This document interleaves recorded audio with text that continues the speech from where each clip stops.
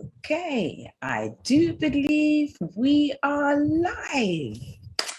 Well, greetings and welcome to Visionary Parenting, where we are sowing the seeds of success within us and within our children, transforming a generation so that we can believe that we can be and do and have and live abundant, successful lives as defined by us. Now, we are having powerful conversations with a variety of parenting experts, thought leaders, and parents who are taking the journey and transforming themselves and their children to live successful, abundant lives as defined by them. And today, my amazing guest is Zach Story. Now, Zach Story, he is a parent who is taking that journey of transforming himself and his children through entrepreneurship. Now, Zach is the chairman and CEO of My Kid Entrepreneur, an amazing way to acquire life important skills and develop a growth mindset in children. And he is also the co-founder of the Limitless School. Now, I love the sound of this, decoding the science of ultimate success and applying it to kids so we can raise limitless kids. Now, that is just singing to my tune. I absolutely love it. So welcome, Zach. I am so looking forward to this conversation. So tell me, how did this all come about for you? Tell me your story. How did you end up being... Well, I can tell you that my story may be similar to many other people when they become parents and they start actually caring about other things. And when I had my first child 7 years ago, it's the first time I had to actually think about, okay, well, now we got to think about education, how do we do this, right? What's the best ways? And then when I started looking into it, I realized what you were talking about last time I was listening to your interview, that, oh my God, this is also outdated. It's terrible. It literally wasn't designed for what's going to create successful human beings today. It was designed with something completely else in mind, that I don't want my kid to go through that machine of like molding him to be a warrior soldier in a corporate environment, crushing creativity, just grinding out their soul, basically. Yeah. That's what school's all about. And when I realized that, at the same year, 2014, is when Elon Musk pulled his 5 kids out of one of the best schools in the world in LA for gifted and talented, Miriam, and started his own school. So there's a lot of these interviews with him, like, why did you start your own school for your own kids and just like 20 other kids of other Tesla and SpaceX employees? And he was explaining his reasoning, which I wholeheartedly agree with, that the modern school of education is not that modern at all. It was designed during the Industrial Revolution. The purpose of that was to actually, create obedient factory workers, people that could follow directions and listen and do what they're told, but that's not at all what's going to require to be successful in the future. That's not at all what's required even today to be successful.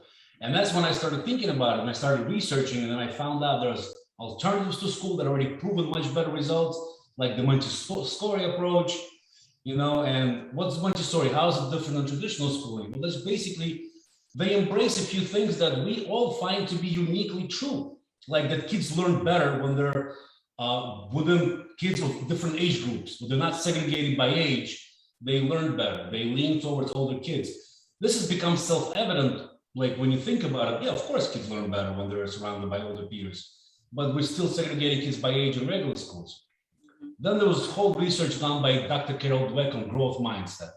And I believe the book Mindset is probably the most important book a parent can read today. And she defined that research there. Now today, most of the good schools, they've adopted that mentality, but the problem is the system is still the same. So just because you say we're going to teach a growth mindset doesn't mean you can. The system is set up so that you cannot, because you're reinforcing for achievement, not for effort. The very premise of a growth mindset is that there's the power of not yet. If you're not good enough, not yet. You put enough work and enough time and enough effort, you'll get there. But when we reward for achievements, not for efforts, you undermine the whole notion to begin with. So teaching kids a growth mindset in the modern environment of schools is impossible. So realizing all that, thinking this through, then also thinking through, well, let's look at today's most successful people, the high performers. What do they do differently? right? So there is this guy, Tim Ferriss. I don't know if you've heard of him, who's got this podcast where he interviews the most successful people on the planet. Yes. Right? I love the podcast. I also love his books because he publishes like this short version of the podcast in the books called Tools of Titans and Tribe of Mentors. And what he says, and it's evident throughout the books when you listen to these people speak, that most of them have a certain approach to everyday life. Most of them do two things every day. They meditate and they journal. Yes. I was like, okay, well, why is that? So then I started looking into why that is. And then I found out from Sam Harris, a neuroscientist who's got his own podcast, that when you meditate, your great matter density, your amygdala, the most primitive part of the brain, decreases and travels, literally flows to your prefrontal cortex. So you become less reactive and, well, for the lack of a better word, smarter, you know? So that, then they journal. Well, why do they journal? Apparently, there's a reason for that. Why? Because our prefrontal cortex, when we're awake and when we actually process information, operates at very primitive speeds in comparison to the rest of the brain. Because the rest of the brain's been evolving for millions of years, and the smartest part of the brain, prefrontal cortex, only been evolving for about 200,000 years. So it operates at about 120 bits a second of information. The rest of the brain operates at billions of bits a second. So by journaling, you're kind of communicating what you want to achieve and what you're thinking about to your prefrontal, from your prefrontal cortex to the rest of the brain. And that's how you actually empower yourself to have your brain work for you while you're asleep and solve problems. Some of the greatest problems that we solve today came to people in their sleep because they've been thinking about it nonstop. So when they go to sleep and they go into hyperfrontality, the rest of the brain starts working, comes up with solutions. Yeah. Some of them even, you know, what they do is when they wake up. Yeah, I was going to say that also happens, you know, in that meditation, in that kind of, when you go into that and meditate. So not necessarily you achieve that thing by going into that quiet, still place, and you get your answers. That kind of, yeah. Understanding that and learning that in the last 5, 6, 7 years since my child was born, I was like, okay, well, how do we apply that? And why do we need to wait for them to be grown up to teach them this? You know, how do we teach that to kids early on? And then I came across a guy that I knew him from marketing. His name is BJ Fogg.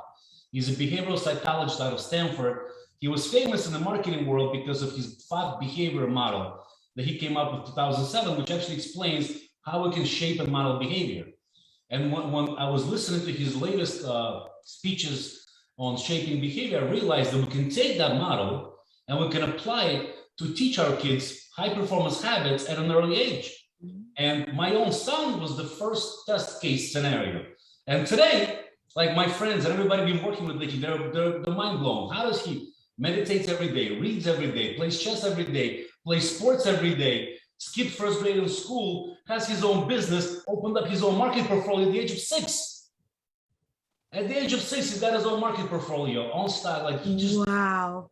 All of that was taking these complex ideas and breaking them down. And how do I manipulate my child's neurobiology to enable them to do this? And it's actually not that difficult, actually, you know. So that's how the Limitless School came about. The idea of the Limitless School was that we got to teach kids high performance techniques and habits from early age.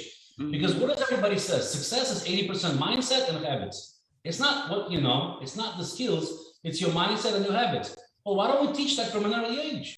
Yeah. Why does everybody have to grow up with a fixed mindset like I did? I'm literally rewiring myself every day not to think in a fixed mindset way. That anything is possible, you can choose, because I was raised differently. Yeah. And it's difficult for me to rewire myself. It's a work in progress. Every single day, you got to put in the work in order to not to think in a way that you were raised to think. Yeah, yeah. You know, and like, that's very, very true. Because when I started this journey for myself as well, being a school teacher in school and starting the self-development and learning these things, I was like, why did we not learn this as a child? And why am I not teaching? I need to teach this to my children. They need to know this from now. And that's what started this vision of transforming a generation, you know, so that they learned these things, exactly what you're saying, training, high performance habits, success habits, you know, the successes from an early age, so that, you know, why do they have to wait until their 20s or 30s or having some major crisis before they recognize the power of mindfulness, the power of the breath, the power that's contained within them, you know, their infinite wisdom and tapping into that infinite source? Why do we have to wait until we are of adult age and you know, facing traumas and struggles, you know, when we could have been doing it from the beginning, from like your 6-year-old already learning these skills and abilities to, you know, to create the life that he wants as he's growing. And each time his vision and dream is just going to get bigger and bigger, because he believes and has the potential to do it. He knows it. He's felt it. He's experienced it already. He's experienced those successes already. He's understanding those things from a young age. So can you imagine? This is what I love. I just absolutely love it. Can you imagine what your 12-year-old is going to be like when he's 12 or when he's 15 or when he's 18 or when he's 12? My God, it's just amazing when you know. My mind can't wrap around it because of what you say. But at the same time, the urgency is there too now, because of me and you, I believe, had a chance to grow up one way and then now rework on ourselves to be a different way. Mm-hmm. I think our kids might not have that chance, because I think what's happening today, technology accelerates a lot of things.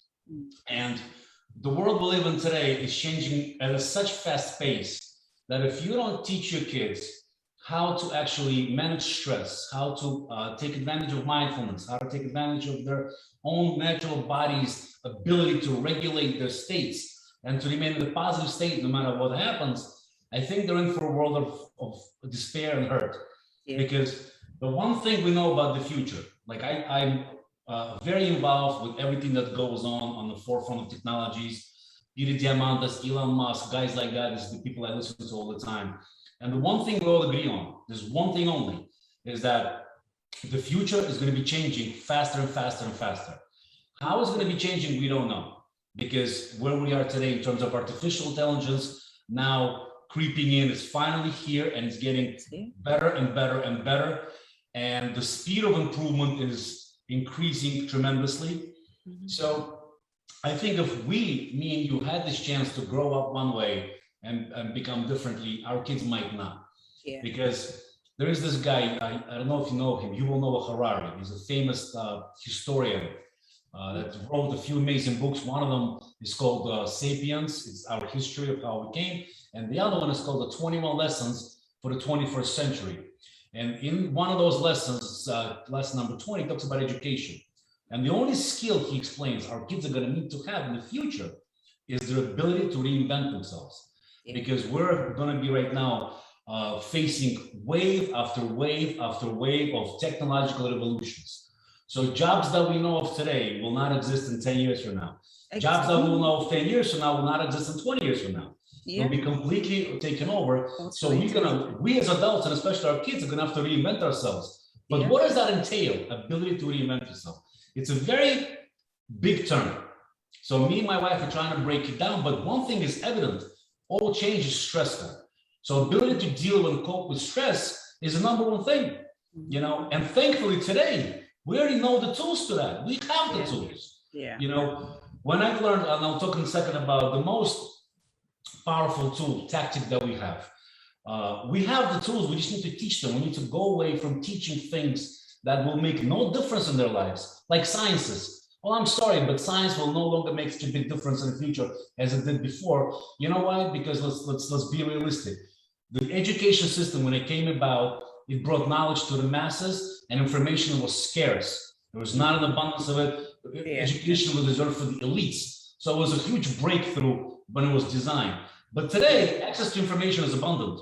Yeah. Okay, today, you don't need to memorize a million different things. You need to learn how to think. And you need to learn how to always stay in a positive state of mind. How to not let negative emotions get the better of you. We don't teach that to kids.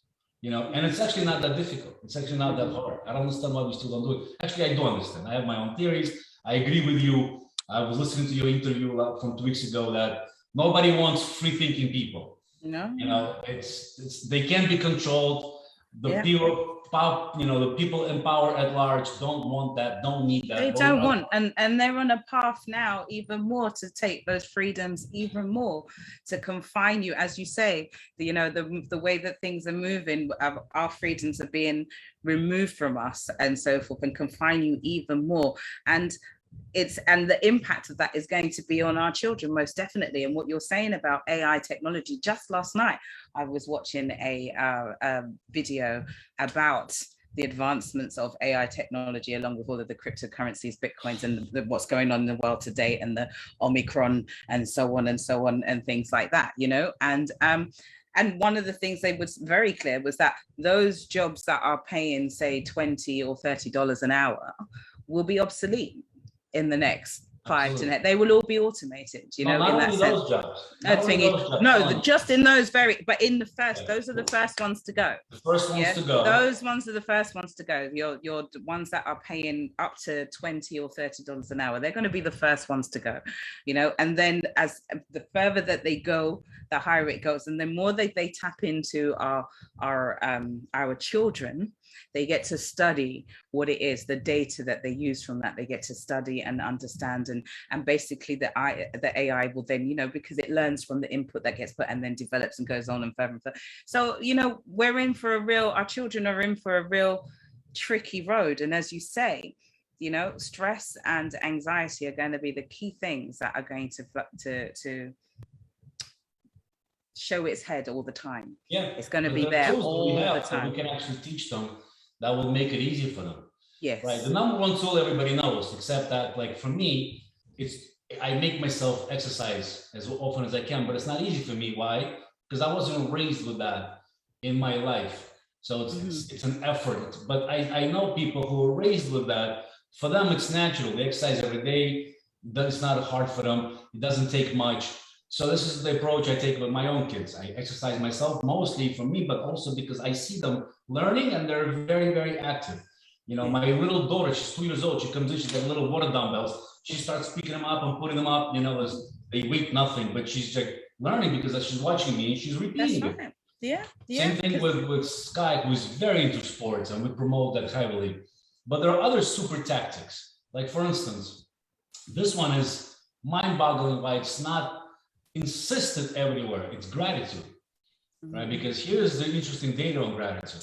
So there's research out of Berkeley that showed that for every bit of information we partake, our amygdala, right, is the first processing unit of information, is the threat detector. And it's very biased towards negative information because it needed to be for survival. So the ratio of negative to positive information that we process is 9-to-1 by default. 9-to-1. Can you imagine being happy when you 9-to-1 bombarded negative to positive? It's impossible to be happy. Yeah. But a simple practice of gratitude every day changes that ratio to 5-to-4, almost even. Wow. That's it. Just gratitude, because gratitude does not trigger our bullshit detector, because you're grateful for something that already happened. You're not imagining something that will happen. You're not. It's not about manifesting. It's not about proclamations. It's about being thankful for what already happened. So you're not bullshitting yourself. You're being honest with yourself. So it actually affects it way, way more powerful than anything else. That's simple gratitude. Yeah. So we incorporated that in our daily evening routine, where every day we get together, no matter what, before we put the kids to sleep, we say our gratitude for the day. And before it was a little bit awkward, weird. We had to explain it to Sky, but now it's like they can't get enough of it. And I have a feeling that's because they feel much better afterwards, because now it's natural. Now they're actually into it. So now it has a much greater impact on their physical state of being after they actually get done with gratitude. That's brilliant. So in school, the way that I would teach that as well, I often talk about how we have this negativity bias, and that bad stuff is sticky. We have a tendency to hold on to bad stuff, and that we would say, and I would teach that it was like 3 good things to kind of like outweigh one, to try to release some of that negativity of one thing. So 3 good things to get rid of 1 good thing, and we would talk, again, using the gratitude practice, and I say, so the more that we practice the gratitude, it's easier to find those good things when something bad happens. It's easier to let go of that negative stuff that sticks to us, when we have a bank of good things that we can call on, and practicing gratitude on a daily basis helps us to build that bank of good things that we can draw to when we're reaching for that better feeling thought, you know, or when stuff is happening. So yeah, absolutely, gratitude is a key thing to teach to your children, because they feel the emotion of that instantly. They feel the power of that. They feel it in their bodies, they feel it everywhere, and it really has an amazing impact on their thinking and what they think about themselves and what's going on as well. So it's awesome. I think that's amazing what you're doing there with your boy.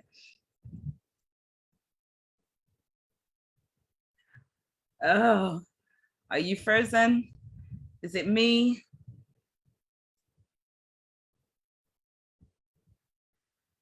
Tech adventure. Oh, I look like I may have lost Zach. I think I'm still here. I'm still live, but I think I may have lost Zach. He's frozen. Oh, we have him back. Yay, you're muted. You can unmute yourself. That's great. We're back. Okay. We're back. Oh, I told you about tech adventures here on this show. That's okay. Yeah, so as I was saying, it's wonderful what you're doing there with your boy, and instilling the practice of gratitude. And there's many more. And the thing is, when you approach a scientific approach to behavior shaping, it's really not that difficult to actually shape behavior. And the answers are everywhere. We just need to, this is what, like, why we started Limitless School, because we want to get all the answers and put them in one, like, resource for parents to actually go to, and like, oh, this is how I can do this. This is how I can do this. When I was researching, how do I teach my kid meditation? We've tried everything. We even bought him this device, Muse, that kind of gamifies meditation, because the biofactor feedback, you know, it was good, but not good enough for children to be into it, because even the adults can get into meditation, right? Mm-hmm. So how do I get into meditation? The answer I found from Tim Ferriss's book, when he was interviewing a guy called Chade Man Tang. Now, Chade Man Tang was teaching a mindfulness course at Google, and he published a book called Joy on Demand. And in that book, he talks about what is the minimum effective dose of meditation. Mm-hmm. And when you learn behavior setting and behavior molding, you learn that you need to start every time with the minimum effective dose of something. And we'll talk about BJ Fogg behavior model in a second. But I've learned that the minimum effective dose of meditation from Chade Man Tang is just one mindful breath, where you just close your eyes and you take a deep breath and you concentrate on nothing but that breath, just 1 second. That in itself is very meditative, and that's the minimum effective dose. And what we did with my son is that we put that in every morning and every night into his evening and morning routine. Just one mindful breath. That's it. That's all you have to do in order to check that off on your routine board, that it's done. And as far as I'm concerned, meditation is over. But what we know from research on habits is that habits tend to multiply and grow. All you got to do is just build a little bit and do it and do it and do it, and you will see it is going to spiral out, spiral and become bigger. And the same thing happened with meditation. So at first he was just doing it for check mark, right? Yeah. Down, boom, out, runs out of the room, right? Instantly. Done. Then you saw it a few weeks into it, he started taking a deeper breath. Because bigger breath. That it's got an effect on him. Mm-hmm. You know, he takes this deep breath. Mm-hmm. Then I would just stand there and I would just take breath after breath after breath. And he'd be like, yeah, you're still breathing, I'll stay with you. And before you know it, he would start telling me, you know, let's meditate for a couple of minutes. Mm-hmm. Let's meditate for a minute. And right now we're about 1 minute to 3 minutes, depending on his mood, but it's progressing. I see the growth. He's only 7. You know, so it's the minimum effective dose that you want to start with, and then you want to build it into a natural, their existing habits. Yeah. You don't want to create new behavior. You want to build that into something they're already doing, and then because that serves as a trigger, as the prompt in behavior shaping. And along with that, just one of the key things that you said there was that you was doing it too. you was leading by example. He's modeling Always. what you're doing. Yeah. Always. So he's seeing the impact of your deep breaths and you continuing to breathe for a reason, wanting to follow it. You know, our children learn from us so much, whether we're consciously aware of it or not. And the fact that you are leading by example, but you are showing him the impact of having those deep breaths, and then he's just following and just like, yeah, I want to do that. I want to do that. I learned it the hard way.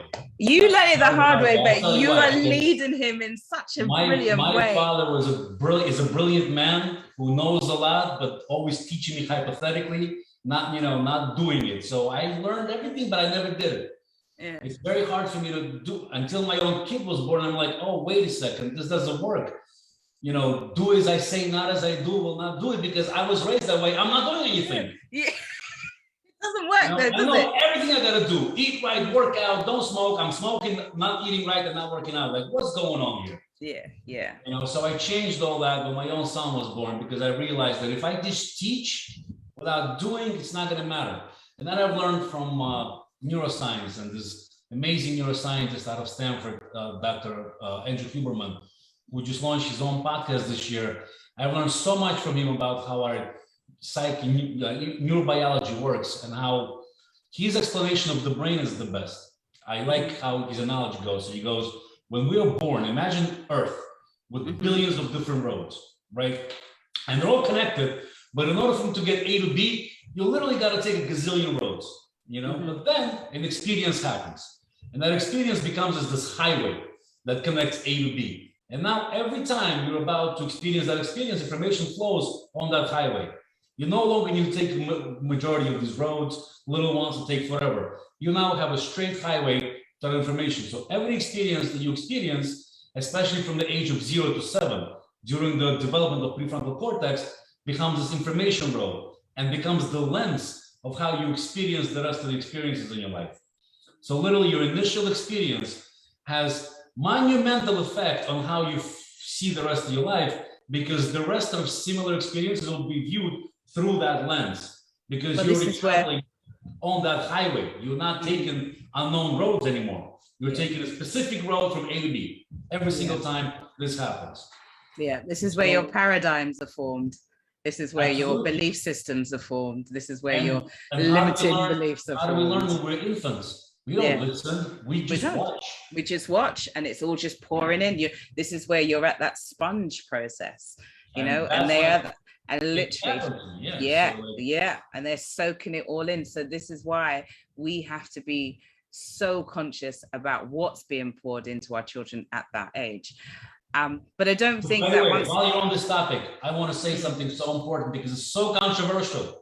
It is so controversial, and I say to people, and my friends are like, that's too high of a price to pay. But here is the thing: when you talk about we gotta be guardians of what comes into our children's lives, that unfortunately includes our own parents and relatives. Of course. And that's very difficult for most people to accept. They're like, well, no, without a doubt. Grandma, what can I do? Well, you have to put grandma out. Yeah, without a doubt. Because she can literally damage him for many years, and you might not be able to fix that. You have to protect your children, because what happens is, like with Thanksgiving dinners, by default, you get together with a big family, and kids, when they're surrounded by family, they don't have this guard up, because if parents trust that person to be next to me, that means the person is trustworthy. But what happens is the person may say something, they're limiting belief. Whatever that belief may be, like, all rich people are assholes. And then boom, that gets, recorded there as a default mode network. And now the kid thinks, well, if I want to be rich, I have to become a bad person? I don't want money. And like, no, you don't say that around my kids, but you can't monitor them. Yeah. So you have to make some tough choices. You do. You make some tough choices, or you put in some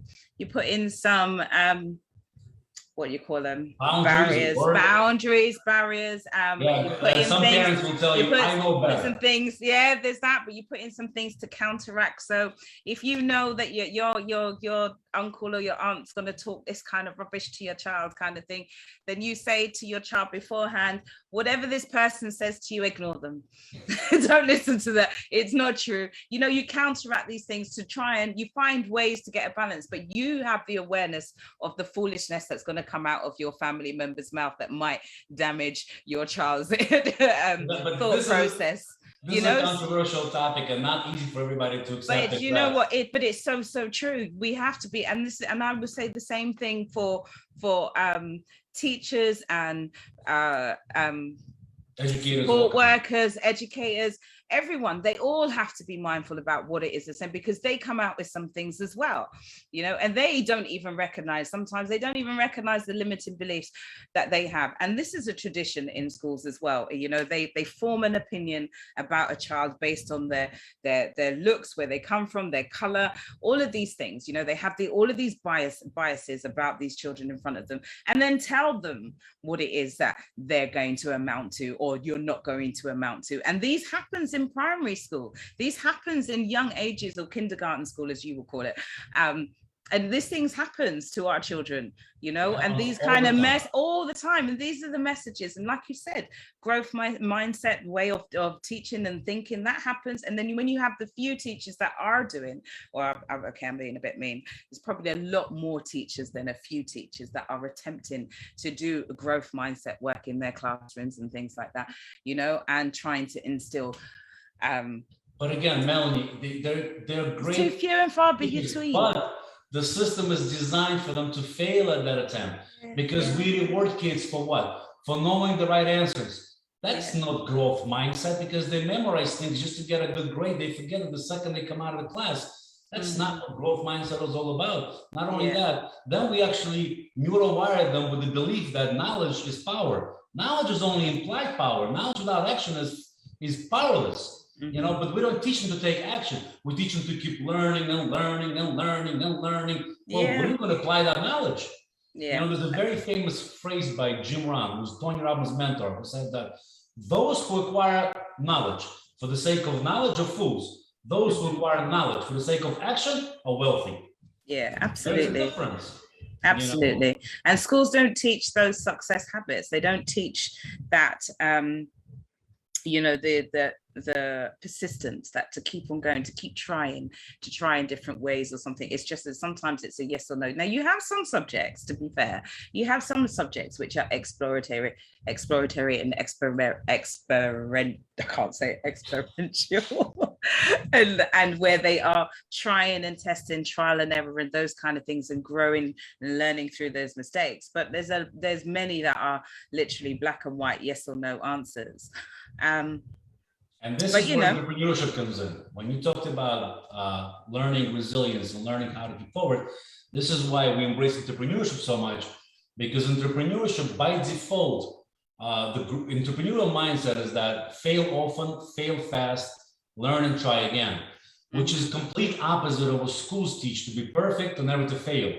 But in real world success, failure is part of success. That's how you get to be successful, by failing often, because failure is the most data-rich information stream we have. By failing, you're going to learn way more than by learning about it in school, hypothesizing, practicing it. No, just go out and do, and fail and learn from that experience. Apply what you've learned, try again.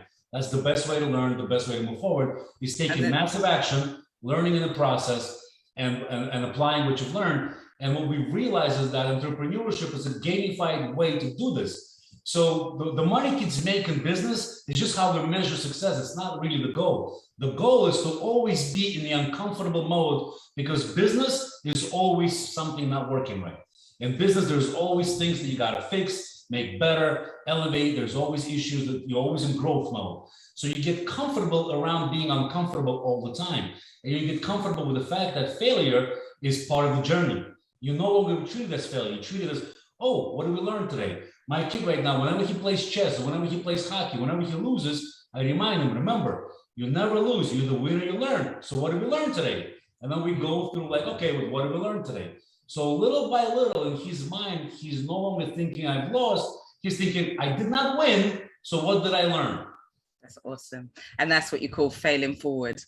Absolutely. You know, failing forward. And failure is never a failure until you quit. Yeah, until you stop. So that's when it becomes. That is the number one reason why Elon started his own school, right? He called it Erasmus to the Stars, but the whole concept is about not breaking kids by age, collaboration, and taking massive action. So, of course, if you want to learn how to build an engine, don't teach kids from the books. Bring an engine or get a 3D printer and print one out and put it together. Build one, take action. And then, you know, like there's all this knowledge from decades ago how to teach better. It's just not being applied in schools at all, which is, again, at first was mind-boggling. Now I realize nobody wants free and powerful people. That's why they don't teach it. There was, and they will come up with lots of excuses, as in resources, funding, or not being able to have, you know, the skilled or qualified people to be able to teach in that kind of way. Too many pupils to cover, and all of that kind of stuff. There's so many reasons that they will come up with as to why we don't want to teach in a way that will produce free thinking students. There is if you Google that, there is a learning diagram, I believe it's called, and it's a pyramid of how we retain information. And that research was done in the 50s, 70 years ago. All right, it was then validated twice more. Once by a Nobel Prize winner, his name was Richard Feynman, and then also by 2018 there was a study done at the University of forgot for a second. So the pyramid shows that the best way to retain information is by teaching it. This is what Richard Feynman did. This is Feynman technique. This is when you learn something, then you teach it, you identify the gaps in your knowledge, you go back to the gaps, teach it again. You do that once, you'll never forget what you learned. That is the most effective way to retain information. The second most effective way to retain information is active collaboration. Right? And the least effective, there's like 1, 2, 3, 4, 5 ways of retaining. The least effective is listening and being lectured. And that's what we do in schools. It's literally the least effective way of retaining information is learning and memorization. And that's exactly what we do. You know, there's like ways and ways to get more immersive, and the most effective is teaching. Why don't we apply that knowledge? You know, it's out there. It's available. Why don't we change schools? How about the mind to body contract? You know, we learned today in physiology that without sound body, you cannot have sound mind. You know, but we don't emphasize healthy, even nutrition. What the school offers, and my kid goes to a good school, what they offer him in lunchrooms, I'm like, you will never eat this. You always have a lunchbox to go with you, but I don't understand why do they provide that garbage? Like again, that's right. You got to think about the agenda that's going on here, because they will come out with that it's funding and all of that kind of stuff. But think about what the agenda of the school system is about. You know, what it's about. It's not to produce free thinking pupils or students that will go on and create. It's to produce drones and clones and people that will just follow instructions and the masses, and, you know, listen to propaganda and do what the government says and do what people say and just be yes sir, no sir, free bags full sir. That's what they want. You know, they want a population like that, and just an elite few that actually know what's going on. You know, I got a story to tell you about that. So we wanted to cultivate free thinking in our son. So from very early age, we had this rule where he could tell us 5 reasons why, and he would be allowed to do it. You have to give me 5 distinct reasons why. And it's not easy always, because sometimes you want to do something stupid, and as long as you give me 5 reasons why, I have to let him. But to me, it was more important to cultivate that radical free thinking than actually, don't burn down the house. You know, so he went to school here, and when we moved to Connecticut, and they moved him up a grade. He skipped first grade, goes second grade immediately. And the teacher calls us up and he's like, when you talk, she goes like, well, like, you know, he doesn't listen what I told him to do. And I explained this rule to her. I explained, you have to respect it, I told her. And she was great. She's like, oh, wow. So I told her, as long as he gives you 5 reasons why, you have to let him. That's how we cultivate. That's how we, you know, we treat him with respect. Just as long as he does not interfere with the rest of the class. He doesn't let, you know, doesn't hurt other kids' ability to learn. He is a free man. But at the end of the year, you know, this was the beginning of the year. At the end of the year, she told us that with Sky staying in the school, I'd like to be in the class he is in, because he's influencing everybody else around them to think the same way. And it's actually quite catching on how kids learn from him to articulate why they want something in many different ways. You know, so this is one of those techniques. Like, I want to say that it's not all doom and gloom, because education today is no longer the way I look at it, is no longer the major source of education. Like, we, the parents, are so much more empowered now because of access to information, because of people that, like, you had, well, her right now, she's there, Greta Fuller, like people like that we can learn from now, that wasn't available to us 10 years ago. We can learn from the best minds in the world and apply that to our own kids. So we're no longer as reliant on this outdated, ineffective, and flat out counterproductive system of education as we were before. So I think we're today way more empowered to actually give our children future despite this traditionally terrible education approach. Yeah. I actually realizing we have the power, realizing, well, what do I need to learn? And realizing that, well, I need to do it myself too. And I can't just tell my kid to do it, I need to do it. You know, there is a method we teach in Limitless School, how to get kids to read every day, right? And I'll tell you to you briefly, which is 3 simple steps, right? But the key is we explain to parents, like, you will do that and they're gonna start reading, but if you also don't read, it will drop off. It will not sustainable for them long term, because it does not add up. It does not add up here doing that and understanding the long-term benefits. We, the humans, we rarely understand long-term benefits, especially at an early age. We all know the famous marshmallow experiment, right? You know, so here's the 3 steps, for instance, to get your kid to fall in love with reading every single day. Step number 1 is, and by the way, this step alone is very, very simple, but parents like what? Step number 1, get them bored. Literally. Get them bored. Bored. Okay. You have to get them bored. Okay, no more screen time, no more games. Give it a day or 2 and your kids will be bored out of their mind. And you know what? Boredom is directly related to creativity, innovation, introversion thinking. You know, get them bored. Okay. First step.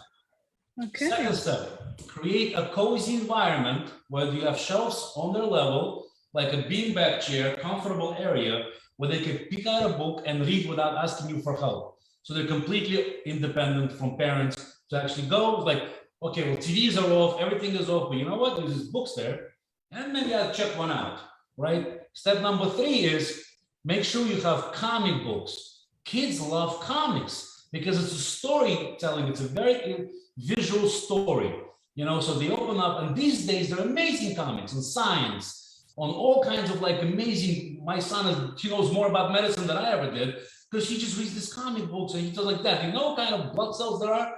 I'm like, oh boy. Like I started recalling, but then he just rattles off all the types of blood cells. I'm like, how did you know this? Oh, it's in this comic book right here. So those are the 3 steps. And the 4th secret sauce is intermittent rewards. Dr. Robert Sapolsky out of Stanford showed that when we reward people intermittently, you know, the dopamine spikes up 400%. The casinos use that against us all the time. This is why the slot machines are so goddamn effective, because at one time in the world you win that $20, it'll cost you $10,000 chasing that $20 again. You know, this is why it's so effective, intermittent rewards. So we apply these 3 steps, and then we include intermittent rewards every time he would read, not every time, like in the beginning, the 2nd time, the 7th time, 15th time. We would literally come, hug him, kiss him, attention, like, what do you want? Let's go out for this. All of a sudden, unexpectedly, he would get bombarded with love for reading. So doing that process for literally, you know, a few months, now it's been years. He reads every day. Nobody's asking him to read. All we're doing is buying our books nonstop. By the buck, they come to my house. He can't get enough of reading. We apply the same approach to learning how to play chess, how to do sports, minimum effective dose, autonomy, make sure they can do it on themselves, and intermittent rewards, you know, and gamify the experience, keep it interesting, participate, and you can teach them any kind of behaviors, not to teach them to do it despite not wanting to, no, to actually get a kick out of doing it. Yeah, they learn to enjoy it. That's the key. You know, you want them to enjoy doing it, And I think the science is here today to teach us how we can shape and mold their behavior. You know, the minimum effective dose, the intermittent reward type things. These things, this knowledge did not exist or was not available to regular people like me and you 10 years ago. Yeah. It's now available to us, and now applying it, you will see results. Just don't be afraid to apply. It's my only message. Test, you know, do all kinds of things, and don't listen to the news. Listen to scientists, like real ones. There's podcasts right now. There are unbelievable podcasts that teach so much. There are books out there that are unbelievable. The issue that I see is that everybody is just, it works, you know, the political manipulation of people works very well. And everybody's so consumed with what's going on in the world, they're forgetting the big picture. The big picture is that you need to actually get your kids ready for what's coming in the future, because what's coming in the future, you guys have no idea what it's going to look like. Nobody does. But what we do know is going to be hectic. It's going to be stressful. It's going to be unlike we've ever seen before. So the number one skill is to learn to be in a positive state of mind, control your emotions, critical thinking, you know, not listening to anybody but your own critical thinking ability. Common sense, bringing that back. You know, what happened to common sense? Where did that go? Yeah, absolutely. And I personally just believe, you know, now is the time to create the future that you want. And so as much as there's a lot of hecticness and the craziness that's going on around us, I believe that we can create the life that we desire and what it is that we want. So, you know, if we can teach our children from now to begin to do that, they embrace all that is happening, you know, all of these changes that are happening, they'll be able to adapt to it, because like you say, they will have the stress management under control. They will know within themselves how powerful they are. They will know their creativity. They will know their ability to go ahead and do whatever it is that they want to create. So, you know, I think it then makes it in a much more enjoyable, exciting time than a doom and gloom. Lord, this is going to get worse and life is going to get stressful, and we need to learn these things so that we can cope with all of these things that are going to come, you know. So I just like to look at it on a more positive aspect, because I know we create. Big scheme of things, Melanie, if you think in a big scheme of things, like, we are living in the best times ever. Like, if you think about the life 100 years ago or 200 years ago, it's mind-blowing how much better we live. And whatever challenges we will face in the future, I promise you, our grandparents had it way more challenging. Without a doubt. Yeah, because I think World War II, things like that, famine, starvation, viruses, like, oh my Lord, what we're going through is nothing. I think because we've got so much more coping tools, we've got so much more things to help us get through the struggles, whereas our grandparents, our ancestors, and don't even get me started on my ancestors, because you know what they went through. So God. You know, do you know what I mean? So in that essence, it's like, you know, we are living in times, even with all that is going on now, it's nowhere near compared to what our ancestors have gone through. So we've got strength. We're standing on strong shoulders. You know, we have the ability. Actually, I want to mention today as well is that I call it the catch-22 of modern parenting. Now that we talk about what happened before, so the catch-22 of modern parenting, I believe, is that we know that nothing great comes from comfort zones. Everything that's worth mentioning and great that was ever created came out of adversity, and that's the catch-22. We overprotect our children from all kinds of adversity in our lives. So how do we introduce adversity to our children in a safe way, though, that won't kill them or crush them, but yet will make life more difficult for them right now in a gamified difficulties, you know, not like real difficulties like our grandparents had to go through. But that's the catch-22. How do we do that? When I was researching that topic and we were trying different things, that's when actually entrepreneurship came as an answer as well. Because entrepreneurship will immerse you into difficulties. And as one of my mentors like to say that your business is broken, and if things go well, it always will be. Because the business is always in a growth mode. So you're always in adversity type of dealing with reality situation. You know, I think it brings that factor, not as much as I wish it did, but you also bring in sports, brings a little bit of adversity. You gotta like bring adversity into kids' life from all angles as you can, because overcoming that will make them stronger, will make them more resilient. They're going to develop grit. They're not going to be, the worst thing that's ever happened to you is the worst thing that's ever happened to you. And it's like what Tony Robbins says, it builds our capacity. Whenever you deal with something more impactful to you, your capacity grows. So I think it's important from an early on not to shield our kids from all the difficulties of the world. I see some of my friends, they even when they bury the pet, they're like, well, we'll replace the pet so the kid doesn't know. I'm like, no, the kid needs to know what grief is. Let him grieve over the pet dying. Don't tell him it went onto the moon and then you got another one to replace the little thing. And let them experience it. We do them a disservice. We do them a disservice when we mollycoddle and overprotect them, because then they get to a point when they're no use to themselves because they haven't got the skills to overcome these things. They haven't got the ability. And then they blame us for it. Or remember how society goes crazy when parents, when they pay for their kids to get into colleges? Yeah. What kind of disservice are you doing to your own kids? Yeah, you're doing them a disservice. They won't have the ability to just get through life on their own, with their own strength and power. They will be forever dependent on somebody or somebody to help them get through, rather than recognizing their own power, their own strength. That's why I love what you're doing with the Visionary Parenting Movement. I love the movement. I resonate with it so much. I think we have the tools, the knowledge. We just need to kind of build this movement. Absolutely. So people know where to go, to learn, to lean, to share, and get help with, and at the same time get inspired by others. Because right now there's this, dichotomy of where to go. There's so many fake gurus, real gurus, and I think these movements, they start popping up. The positive parenting movement was very important. I am part of positive parenting. I learned so much there that made me a better parent. There's no correction without connection, things like that. I learned there, which sometimes very hard for me to remember that, because again, by default, with parents, you go into yes, that's right. You can slip back into that. Don't do that. Don't say that. But like you say, awareness is key, and that makes the difference. And when we do make mistakes, we're able to own it and speak to our child about it and get that understanding and move forward. Not in the same way as do as I say and not as I do. We stop that. We don't do that anymore. So positive parenting. Another thing I wanted to mention, I heard you guys talk about it, and I so agreed with it, that how when kids experiment, parents usually I would do the same thing. I would no, don't make that noise, but you're ruining an acoustic experiment right now. I heard Neil deGrasse Tyson talk about it one time, and it really stuck a chord in my head. Neil deGrasse Tyson, he's an astronomer that runs a museum in New York City.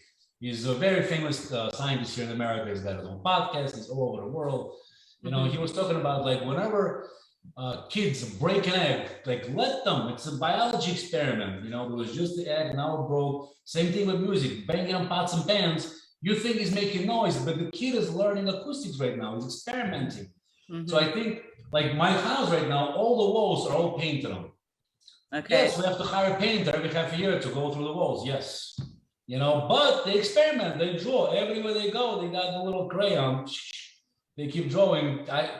Normally, if I didn't know what I know today, I'd be like, don't draw on the walls. There's a paper, sit down. Yeah, absolutely. But I would literally squash the creative initiative in that moment and try to narrow it into my comfort zone. Versus let them be them, let them experiment. Don't squash the experiment. Sometimes they're very uncomfortable and loud. You have to. I can't imagine many parents allowing their kids to draw on the walls around the house and stuff. I think, again, just because of how we were raised, and we weren't allowed to do that, and we know the punishments we got when we did do it and stuff like that, and things. So those habits those things are ingrained in us, and we don't think about that free flow. Or we'd want to say, okay, you know what, I know me, this is what I would do. I would okay, kids, this room, the walls are yours. Everywhere else, no, but the walls here are yours. They'll get bored of the day, and they're gonna go experiment through the rest of the house. That would be me. That's about as far I'd be able to get that far, like, and so create a space for them to be able to do all of that. But again, that's my mind conditioning, you know, that's the way, that's an impact that's been on me, you know, from my childhood as well. So totally understand that. That is awesome. You know, this has been such an enlightening conversation, and I know for a fact people watching that are going to got some nuggets, some great nuggets in there, and we'll have to go back and listen to some of the names that you gave and people that you were listening and reading and getting information from as well, because there's some amazing things that you spoke about in this conversation that we've been having. So if parents want to say join Limitless School, how would they go about doing that and or finding your information? Well, they can go to limitlessschool.org to join us there, or they can go to mykidentrepreneur.com, where we can join our tribe of parents who actually raise resilient kids through entrepreneurship. You know, so limitlessschool.org or mykidentrepreneur.com, both ways, or just hit me up on Facebook or social media elsewhere. And we're just growing, we're just getting started, so we're very much available to connect to, tune into, and to talk to. And you know, the movement is just getting started, just like you and us. We're all just getting started. All on but this movement. I see that there's a lot of pull and need and the resonance with a lot of parents who think like us, who aren't as vocal as us, but definitely want to learn. And we're providing these hubs of collecting information everywhere else and putting it in one central location to come and learn and experiment and, you know, improve your kids' lives throughout the process. So I thank you very much for your time too. We should do this again. It was very but definitely, most definitely. It's been a brilliant conversation, and you are a wonderful example of a parent that is taking control, empowering yourself and your children, you know, to live the lives that you want to believe in themselves, to be, do, and have, and be that abundant, successful, defined by you the way that you want it to be. Encouraging the growth mindset is just amazing. The work that you're doing with your kids and helping other parents and families to do the same is just fantastic. And as I say, you know, as parents, we are our children's first and continuous teachers, you know, and so we must recognize the impact that we have on them, on their psychologies, on the way that they look at the world, you know, and lead by example, which is exactly what you are doing. Lead by example. So let's be the positive and show our children how to be the best versions of themselves by us being the best version of ourselves. And that's exactly what you are doing. So I just applaud you. And for parents tuning in, listening, this is what this is about. Visionary parenting is here to help and support you to do exactly that, to sow those seeds and transform yourself and your children, to be and live abundant, successful lives. That's what we want, you know, as we want it. So tune in. Thank you, Zach. Thank you so much for your time, your energy. It has been awesome. Tune into next episode in 2 weeks' time, where I will be speaking to somebody who is trained in positive parenting. So we'll have a fantastic conversation there with Dr. Anjam then, and she will be having a great conversation there. So thank you. Thank you so much for your time. As again, I said before, it's been a wonderful conversation, and, you know, keep tuning in, keep spreading the message, keep doing the great work you're doing. People, if you want to find out where Zach is, go to the Limitless School. The information will be in the comments under this stream. And I will wrap it up there because I think that was awesome. So thank you, Zach. Thank you. Thank you, everybody. Any comments, just leave it below and we'll be in touch. Take care, everyone, and goodbye. Bye.